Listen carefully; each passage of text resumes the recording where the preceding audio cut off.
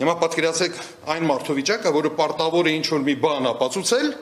այդ ապացույցները գտնվում էին պետության ձեռքում, բայց պետության մեղքով նրանք անհետացել են։ Զրկանքները պետք է կրի այդ մարդը։ Եվ սա իսկապես մեր կարծիքով արդար դատաքննության իրավունքի կոպտագույն խախտում է։ Մեկ այլ կարևոր հարցադրում, որ մենք արել էինք մեր դիմումում, որին դարձյալ Սահմանադրական դատարանը չի անդրադարձել, դա հետևյալն է. որոնք են այն հիմքերը, որով պաշտոնատար անձի նկատմամբ պետք է սկսվի նման վարույթ։ Բանն այն է, որ օրենքում բացարձակապես որևէ հիմք հիշատակված չէ։ Անգամ որևէ իրավախախտման կասկածի մասին խոսք չի գնում։ Ինչը նշանակում է, որ ազգային անվտանգության ծառայությունը իրավունք ունի առանց որևէ հիմքի սկսել որևէ պաշտոնատար անձի նկատմամբ նախկին կամ ներկա օպերատիվ հետախուզական միջոցառումների իրականացում։ Իսկ սա իր հերթին նշանակում է, որ օրենքը կամայականորեն կարող է օգտագործվել որպես քաղաքական գործիք հենց քաղաքական հակառակորդների նկատմամբ։ Մեկ այլ լուրջ խնդրի մասին կուզենայի խոսել։ Խոսքը վերաբերում է դատական պաշտպանության իրավունքի սահմանափակմանը։ Ինչ էինք մենք պնդում։ Մենք պնդում ենք այն, որ ուսումնասիրությունը սկսելու պահից անձը եւ իր ամբողջ ընտանիքը հայտնվում են շատ իրավական խոցելի իրավիճակում։ Ամբողջ ուսումնասիրության ընթացքում, որը իրականացում է գաղտնի, անձի նկատմամբ իրականացվում են օպերատիվ հետախուզական միջոցառումներ եւ ոչ միայն անձի նկատմամբ, իր հարազատների, ոչ միայն ընտանիքի նկատմամբ, իր մերձավորների, գործընկերների, բիզնես գործընկերների։ Նրանց բոլորի նկատմամբ իրականացվում են միջոցառումներ, որոնք թույլ են տալիս վերհանել իրենց անձնական եւ ընտանեկան գաղտնիքները, բանկային գաղտնիքը, նոտարական գաղտնիքը եւ այլն։ Այս պայմաններում մենք պնդում ենք, որ մարդը պետք է հնարավորություն ունենա դատական կարգով բողոքարկելու այդ ուսումնասիրություն սկսելը, եթե նա համարում է, որ ուսումնասիրությունը ապօրինի է սկսվել։ Սահմանադրական դատարանը տարօրինակորեն համարեց, որ ուսումնասիրություն սկսելը չի կարող համարվել մարդու իրավունքների վրա ազդող որոշում, մեջբերեցի։ Շատ տարօրինակ մոտեցում է, բնականաբար այդ մոտեցումը ընդհանրապես կենսունակ չի եւ միեդում մարդու իրավունքների եվրոպական դատարանը տասնյակ գործերով ստանդարտը սահմանել է, բայց մենք ունենք ինչ ունենք։ Մեկ այլ կարևոր հարց ենք բարձրացրել։ Այն, որ ուսումնասիրությունները կարող են տարածվել մինչև 1991 թվականը։ Ես նայում եմ ձեզ եւ հասկանում եմ, որ ձեզանից շատերը միգուցե անգամ ծնվել են 1991 թվականից հետո։ Եվ իսկապես միգուցե ձեզ համար շատ տարօրինակ է հնչում, բայց 91 թվականին խորհրդային միության փլուզումից հետո փաստաթղթաշրջանառության նկատմամբ պահանջները բացարձակապես այնպիսին չէին, ինչպես այսօր։ Կար վիթխարի գերակշռող ստվերային տնտեսություն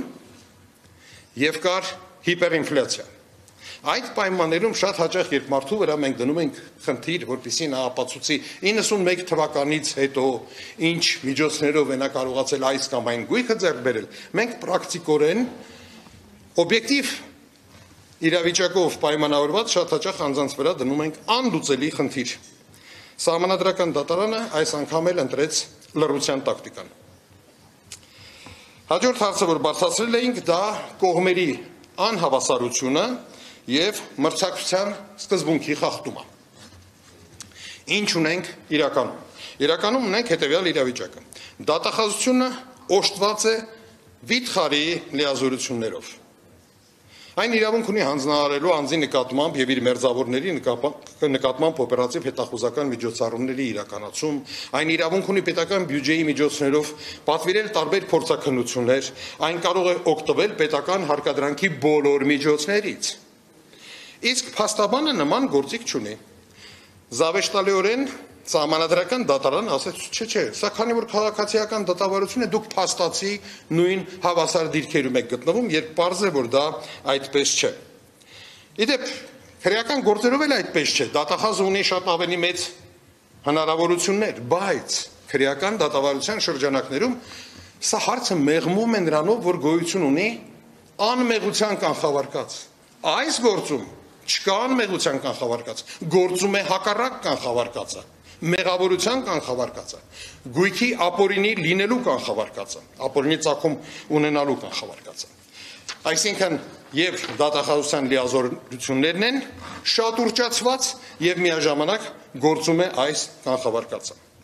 Եթե սրան ավելացնենք մի փաստ եւս, որ ստանալով ուսումնասիրության դատախազության 3 տարվա աշխատանքի արդյունքը անձը ունի օրենքով սահմանված ընդամենը 1 ամսյա ժամկետ դիրքորոշում արտահայտելու համար, պարզ է դառնում, որ այստեղ հավասարությունը իսկապես խախտված է։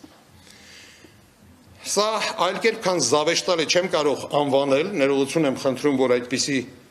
տերմին եմ օգտագործում սահմանադրական դատարանի որոշման հետ կապված, բայց սահմանադրական դատարանը նշել է հետևյալը, որ այդ դատախազությունն է, որ խեղճերը ստիպված 3 տարի այդ տեղեկատվությունը հավաքում են, անձը լավ էլ գիտի, թե այդ ինչ էին հավաքել։ Շատ նման է, որ քրեական գործով մենք մեղադրանքը, երբ քրեական գործը ավարտվի, մեղադրալին հանձնենք մի 2 ժամով, ասենք մի հատ արագ նայի, դու ինքդ էլ լավ գիտես ինչ հանցագործություններ ես կատարել։ Սա իսկապես սահմանադրական դատարանին չզող եզրահանգում էր։ Ասեմ, որ կան բազմաթիվ այլ հարցադրումներ, ժամանակի սովորությունը թույլ չի տալիս ինձ անդրադարձ կատարելու դրանց, չնայած դրանք եւս շատ կարեւոր են, բայց ես կուզենամ անդրադառնալ մեկ այլ տիպի խախտումներին, խախտումներ, որոնք թույլ է տվել հենց ինքը սահմանադրական դատարանը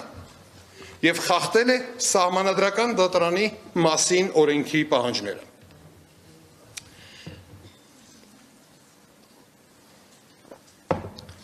Մեր դիմումը սահմանադրական դատարան մենք ներկայացրել էինք 21 թվականին, նոյեմբեր ամսին։ Անցել է 3.5 տարի։ Օրենքը ունի հստակ դրույթ, քանի ամսում կարող է սահմանադրական դատարանը քննել այդ հարցը։ Որպես կանոն 6 ամսում, բայց սահմանադրական դատարանը իրավունք ունի երկարաձգել եւս 3 ամսով, այսինքն 9 ամիս ստացվեց։ Օրենքը նաև հնարավորություն է ընձեռել սահմանադրական դատարանին կասեցնելու վարույթը, եթե օրինակ եւ իրենք օգտվեցին 2 անգամ այդ հնարավորությունից, կասեցեցին վարույթը, դիմելով Վենետիկի հանձնաժողով, հետագայում նաև դատախազություն, բայց դատախազությունից պատասխանը ստացել են 23 թվականի օգոստոս ամսին։ Ու ոչ մի շարժ։ Եթե նայեք կասեցման որոշումը այնտեղ գրված է, կասեցնել մինչև դատախազությունից պատասխանը ստանալը։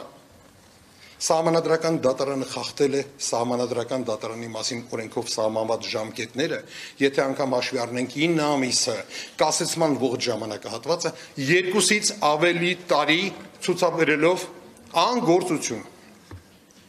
Սա ինքնին արդեն լուրջ իրավական խախտում է, բայց բացի այդ կա մեկ այլ ոչ պակաս կարևոր խախտում։ Ես ուղղակի կմեջբերեմ օրենքից։ Իրավական ակտի սահմանադրականությունը որոշելիս սահմանադրական դատարանը գնահատում է ինչպես այդ ակտը, այդպես էլ ձևավորված իրավակիրառական պրակտիկան։ Սահմանադրական դատարանը դա չարեց։ Նա ստացավ նյութեր դատախազությունից, նա ստացավ նյութեր դատարաններից եւ վերջին օրը որոշեց դրանք հետ վերադարձնել չհամարելով գործի նյութեր։ Շատերի մոտ իհարկե հարց կծագի, թե ինչու այդպես արեց սահմանադրական դատարանը, ինչու այդ օրենքի շատ հստակ պահանջը անտեսեց։ Մենք մեր դիմումում շատ չէինք կարող դրանց վրա հղում անել, որտեղ 21 թվականի նոյեմբերին դեռևս դատական պրակտիկա չկար։ Բայց հիմա կար եւ սահմանադրական դատարանը դա ստացել էր։ Կարծում եմ պատասխանը շատ պարզ է։ Եթե անդրադառնային դատական պրակտիկային, այլ երկ չունեին, քան Տոդորովի գործի ստանդարտները կիրառել իրավակիրառ պրակտիկայի նկատմամբ եւ համարել իրավակիրառ պրակտիկան հակասահմանադրական։ Իսկ այսպես շատ տարօրինակ որոշում կայացեց, ամեն ինչը սահմանադրական է, եթե այսպես մեկնաբանվի, այսինքն հարցը թողեցին դատախազության դաշտում, որ դատախազությունը պատշաճ իրավագիտակցություն ցուցաբերի եւ կարողանա ճիշտ կատարել սահմանադրական դատարանի որոշումը։ Սա կարծում եմ Սահմանադրական դատարանի երկրորդ կոպիտ սխալն էր։ Այժմ եզրափակեմ։ Սահմանադրական դատարանի որոշումը չնայած պարունակում էր դրական տարրեր, չի անդրադարձել մի շարք կարևոր հարցերի եւ այդ հարցերը մի օր տուժած անձանց գանգատով կհայտնվեն նույն սահմանադրական դատարանում կամ մարդու իրավունքների եվրոպական դատարանում։ Եթե նախկինում օրենքը թույլ է տալիս այն մեկնաբանել, որ 2-ին գումարած 2 հավասար է 100-ի, Սահմանադրական դատարանը ասեց 2-ին գումարած 2-ը 10-ից ավել չի, բայց չկարողացավ համարձակություն ունենալ, ասելու, որ 2-ին գումարած 2-ը հավասար է 4-ի։ Արդյունքում դեռևս ծագելու են բավականին շատ խնդիրներ, որ նոր վեճեր եւ արդյունքում դարձյալ կտուժի եւ քաղաքացին եւ պետությունը։ Ցավոք հիմքեր ունեմ պնդելու, որ սա արված է նպատակադրված եւ գիտակցաբար եւ հիմնական նպատակն է ունենալ գործիք, որը հնարավորություն է տալիս զբաղեցնել քաղաքական հակառակորդներին անհեթեթ մեղադրանքներով, անհեթեթ հայցերով, որտեղ մարդիկ այլ ելք չունեն, քան ծախսելու իրենց ժամանակը եւ ռեսուրսները պաշտպանության վրա, դրանով նրանց շեղել քաղաքական օրակարգից։ Ինչ կլինի հետագայում։ Իհարկե հավերժ այսպես շարունակվել չի կարող եւ մի օր կլինեն վճռներ, որով բռնագանձված գույքը այն դեպքերում, երբ խախտվեն այն սկզբունքները, որոնց մասին ես խոսեցի եւ որոնք արդեն միջազգային իրավունքում շատ հանրահայտ սկզբունքներ են, կլինեն որոշումներ, որ քաղաքացիներին պետք է վերադարձվի բռնագանձված գույքը, պետք է հատուցվի նրանց վնասները, արդյունքում պետությունը կտուժի, ինչպես եւ կտուժեն մեր քաղաքացիները։ Ես պատրաստ եմ պատասխանելու ձեր հարցերին, ժամանակ բավականին ունեմ, այնպես որ հերթով կգնանք։ Եկեք։ Հերթով գնանք։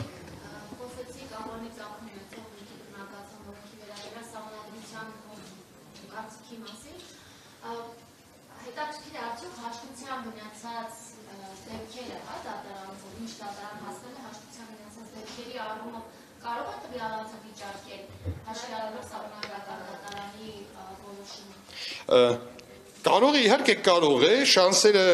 հաջողության հասնելու գնահատում եմ շատ ցածր, ավելին, եթե ինձ հարցնեք ինչու Սահմանադրական դատարանը այսքան ձգեց, կարծում եմ պատճառը հենց դա էր, որովհետև օգտվելով այս ճնշումից շատերը ուղղակի չդիմանալով ճնշմանը, չունենալով բավարար ռեսուրսներ պաշտպանվելու, նախընտրում էին ինչ-որ մի հաշտության համաձայնություն կնքել եւ դուրս գալ խաղից, քան փորձել մինչեւ վերջ պայքարել իրենց իրավունքների համար։ Բայց այդ գործերով նորից եմ կրկնում, իմ գնահատմամբ շանսերը դրանց հետ պտտելու շատ ցածր են։ Երկրորդ շարք։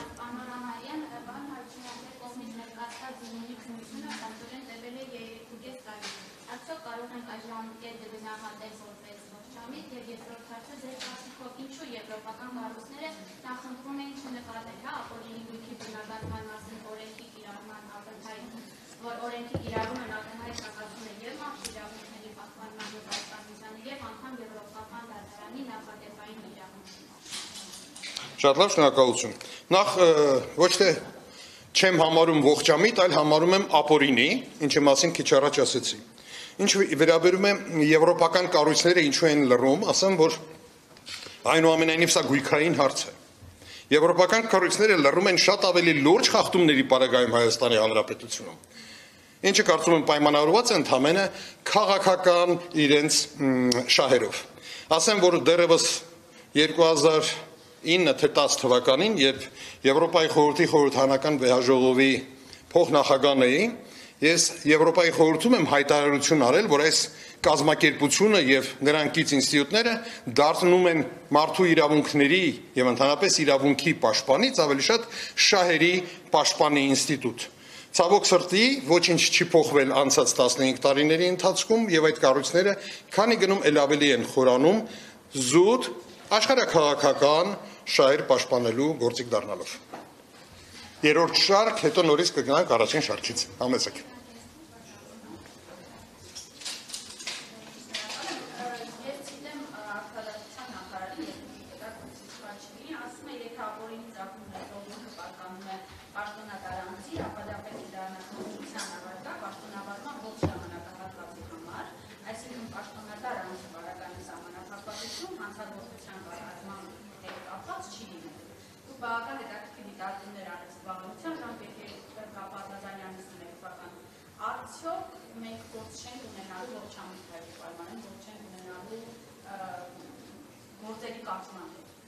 Նախ ասեմ, որ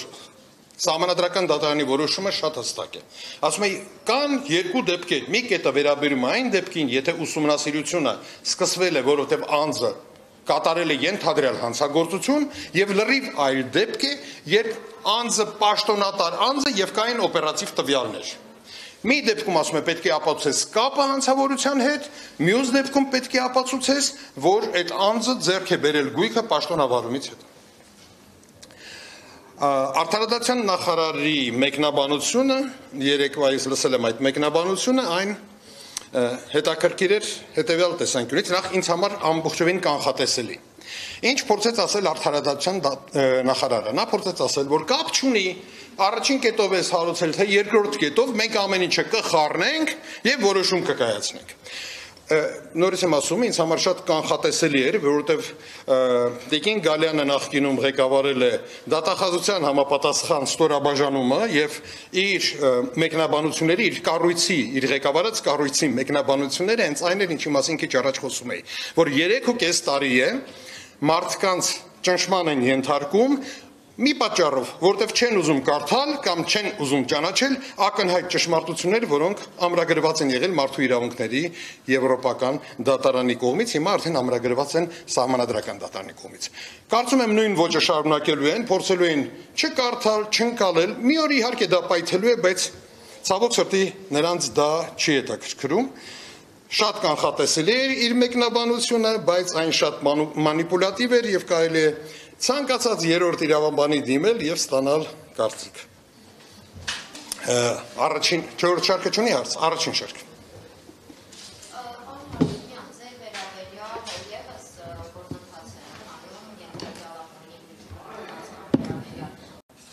Այսինքն ընդհանուր առմամբ 300 րոպե, կարծում եմ իր մոտ հարց այլևս չի ծագի, թե իմ գույքերը, որ կարող է տեսականորեն անգամ լինեն ոչ օրինական։ Բայց իհարկե այս այն ֆորմատը չի, որի ընթացքում ես կարող եմ ձեզ ներկայացնել դա, չնայած վստահ եմ, որ մի օր կգա այդ ժամանակը եւ առիթ կունենամ հանրությանը ներկայացնելու ինչի մասին է խոսքը։ Բայց ընդամենը երկու դրվագ կասեմ, որ դուք պատկերացնեք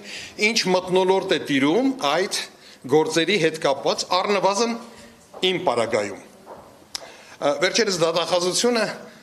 դատարանում նշեց, որ հայտնաբերել է եւս որոշակի օրինական եկամուտներ, իմ եկամուտները, որոնք օրինական են։ Եվ հայտնաբերել է X քանակության օրինական եկամուտ։ Ողջամտորեն պետք է ենթադրել, որ ուրեմն հայցը պետք է պակասի, չէ, X-ով։ Եթե չպակասեց, նշանակում է անարդար մոտեցում կա, համաձայն եք։ Մեր դատախազությունը պարզվեց ռեկորդակիր է։ Գիտեք ինչու, որովհետև հայտնաբերելով լրացիչ օրինական եկամուտներ, նա որոշեց, որ դրա արդյունքում հայցը պետք է ավելանա։ Ես պատրաստվում եմ դատարանին միջնորդել, որպեսզի երկրորդ դասարանցու մի որևէ հրավիրեն որպես փորձագետ, որովհետև գումարել հանելը բացարձակապես երկրորդ դասարանի թվաբանության գիտելիքները թույլ կտան կատարել։ Մեկ այլ օրինակ բերեմ։ Եթե դուք կրեդիտ քարտով, ես, այսինքն իմ պարագայում, կրեդիտ քարտով գնում եմ կատարել, օրինակ 20,000 դրամի, դատախազությունը դա համարում է ծախս եւ ճիշտ է անում։ Բայց հենց որ երբ իմ հաշվից կրեդիտ քարտի պարտքը փակում եմ 20,000, նա համարում է, որ ես կատարեցի երկրորդ 20,000 դրամ ծախսը, արդյունքում ես ծախսեցի 40,000 դրամ։ Շատ ժամանակ պահանջվեց ցույց տալու անհեթեթությունը, կարծում եմ ոչ։ Նմանատիպ տարօրինակ բաներ իմ հայցադիմումում այս պահի դրությամբ հայտնաբերել եմ 237 հատ։ Շարունակում եմ քննարկումը։